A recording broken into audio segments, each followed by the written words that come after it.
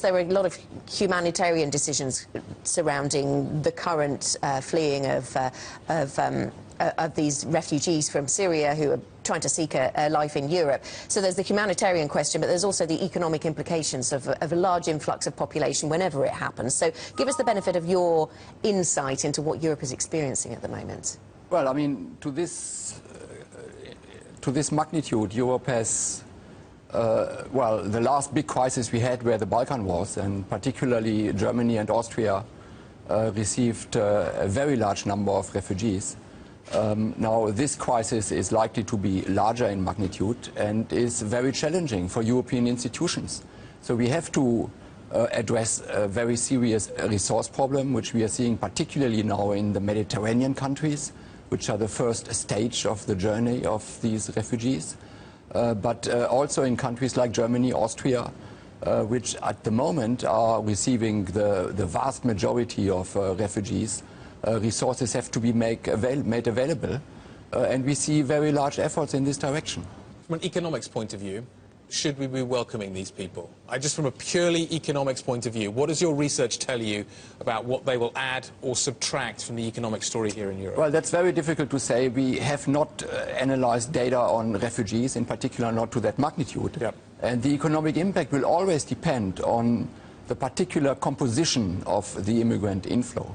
Now, it is very likely that what we are seeing at the moment are individuals who are well trained, they are young, they are skilled. And if they at some point enter the labor markets of some of the northern European countries, then it is likely that they will make a contribution.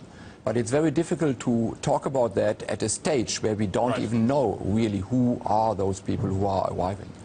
It seems that Germany are out in front here from a European perspective, certainly in terms of the numbers that they've been talking about accepting, and also in their encouragement to other European countries to do the same. They clearly have their own humanitarian concerns, but what is likely to be any kind of economic impact of the arrival of the size of influx that we're talking about here?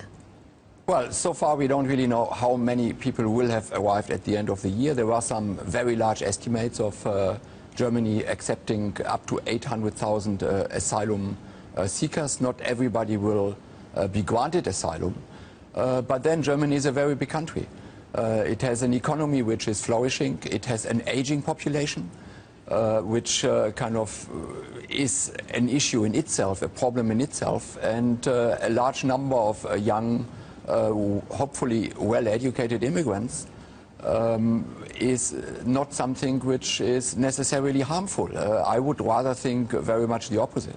Your research, I was interested to read your research. I remember reading it at the time, talking about the impact in the UK and the fact that arrivals from the EU tended to contribute more than arrivals from outside the EU, which had a negative effect. Is the nature of your arrival into a country significant in the economic contribution that you're going to make? I.e., if you're coming to the UK from the EU, you don't tend to have the same barriers, i.e., when an employer looks at you, he can just employ you straight away, etc., etc.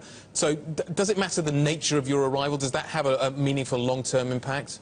Well, of course. If you want to be productive in the UK or in any other European country, you have to have the skills which are needed in that country. And one important skill, of course, is language. You can be a trained surgeon. If you don't speak the English language, you will be not very useful to the NHS. And the same is true with many other professions. So language and many skills which are very specific to the labor market of the country where immigrants arrive are very important to turn their productivity into productivity which is useful for that country. So that will be clearly a challenge, in particular for countries which speak languages which are other than English, in particular Germany. It's unlikely that a very large part of the Syrian refugees who are arriving in Germany at the moment speak the German language.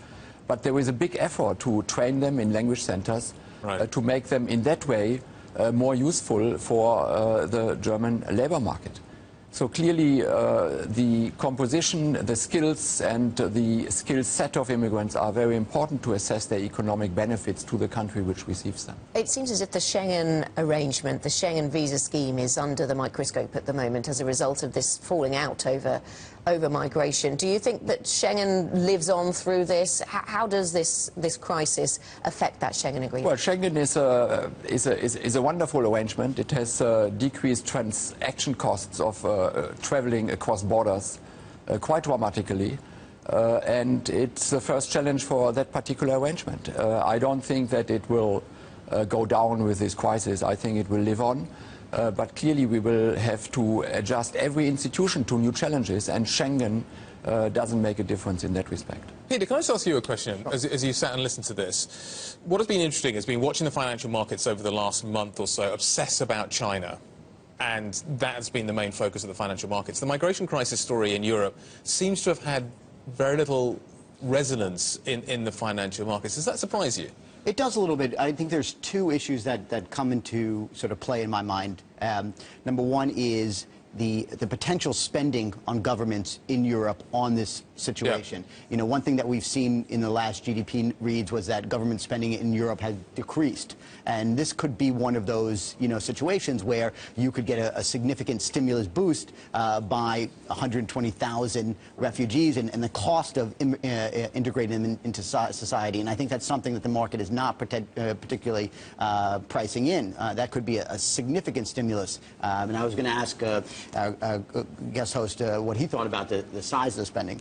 And number two is, as you said, it's the idea of Schengen and allowing this effortless crossing, I think, is a real tension point for EU members. And this, I think, only exacerbates the concern of how much how much co-integration should there be for Europe. And I think going in, when you're talking about Greek exit and Brexit, these are one of the primary reasons that those countries are looking to sort of, well, not so much Greek, but Britain is looking to separate them from the EU. So I think it increases the possibility of Brexit.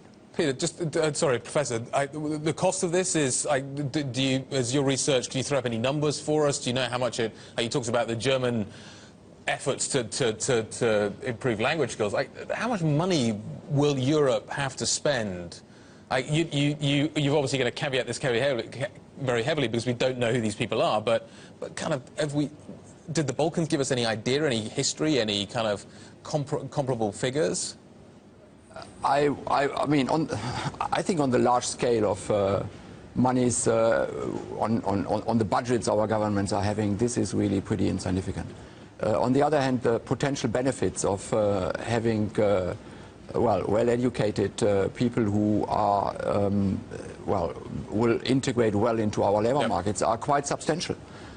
In particular, as I said earlier, for countries, and many of European countries are in that situation with decreasing population. So I don't see that in the longer run as an economic burden. I see it actually as an economic opportunity